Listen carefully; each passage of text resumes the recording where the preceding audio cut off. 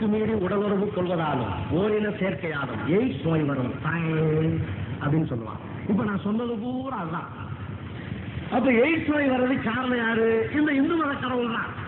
ஆனா அவன் சொல்லியிருக்கான், கக்கூஸ்ல போய் ஏசு அழைக்கிறாருன்னு போட்டிருக்கிய, எங்களுக்கு எய்ட்ஸ் நோய் வர்றதுக்கா?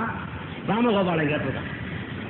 கக்கூஸ்ல ஏன் ஏசு அழைக்கிறாருன்னா ஒண்ணுக்கு வந்தா வாப்பான்னு அழைக்கிறாரு, போய் இருந்துட்டு போயாண்டா. அதை விட்டுட்டு அவன் சொல்லியிருக்கான். அது மட்டும் இல்ல, இன்னொன்னு சொல்லியிருக்கான், வீரமணி யாதவர் சங்கத்துல உறுப்பினர் ஆகிறாரு. யாதவர் சங்கத்தில் உறுப்பினர், நாங்க வந்து சட்டப்படி அவன் மேல வழக்கு போட போறோம். அகில இந்திய யாதவர் சங்கத்தில் உறுப்பினர் ஆகிறாருன்னு சொல்லியிருக்கான். நான் அதை பேசிய ராமகோபாலனுக்கும் அவனை சார்ந்தவர்களுக்கும் தெரிவித்துக் கொள்கிறேன், உனக்கு அறிவு நாணயம் இருக்குமேயானால் நீ ஒரு அப்பனுக்கு பிறந்திருந்தால் ஒரு வாரத்திற்குள் அதை நிரூபிக்க வேண்டும். ஞாபகத்தில் வைத்துக்கொள். உன் மீது வழக்கு போடுவதற்கு நாங்கள் தயாராக இருக்கிறோம். ஒரு மகத்தான தலைவனை எப்படி கொச்சப்படுத்துறான் பாருங்க.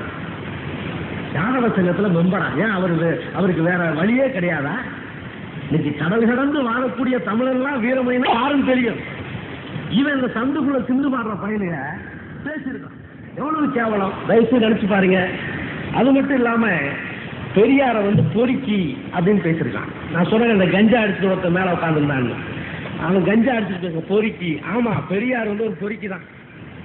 எப்படி பொறுக்கி? இந்த நாட்டில் இருக்கக்கூடிய மூட நம்பிக்கைகளை பொறுக்கி எடுத்தவர். ஆகவே பெரியார் அவர்கள் பொறுக்கிதான், நான் ஒப்புக்கொள்கிறேன். அது மட்டுமல்ல, இங்க வந்து துலுக்கன் கடையில் சாமான் வாங்காதே, அவனுடன் பேசாதே, இவனுடன் பேசாதே. டே ராமகோபாலா, நீ எதுலடா வந்த? கார்ல தானே வர்ற.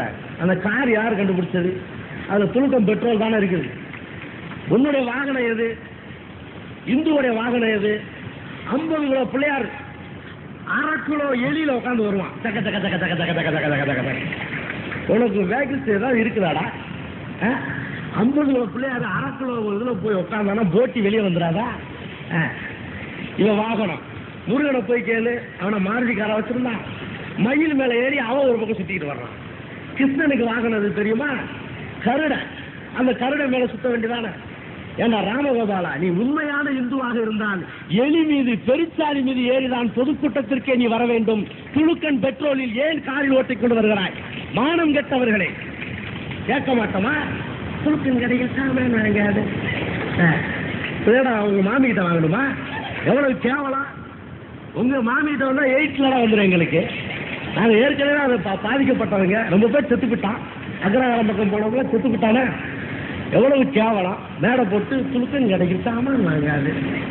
எவ்வளவு கேவலம். அது மட்டும் இல்ல, இங்க இருக்கிற பாப்பாத்தி எல்லாம் துபாய்க்கு போயிட்டான். நிறைய போய் பாருங்களேன். கேரளாவில் இருக்கக்கூடிய பாப்பாத்தி, இங்க இருக்க பாப்பாத்தி எல்லாம் கேளுங்க. சவுதியில இருக்கிறாள், வேலை பண்ணிட்டு இருக்காள். என்ன வேலை பண்ணிட்டு இருக்கா? அங்க இருக்க முஸ்லீமுக்கு வேலை பண்ணிட்டு இருக்கிறான்.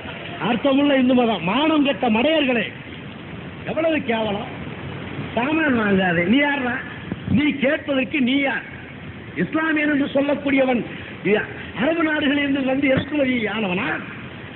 கிறிஸ்தவன் என்பவன் யார்? இஸ்ரேலிலிருந்து இறக்குமதி ஆனவனா? ஏற்கனவே அவர்கள் இங்கே இருந்தவர்கள்.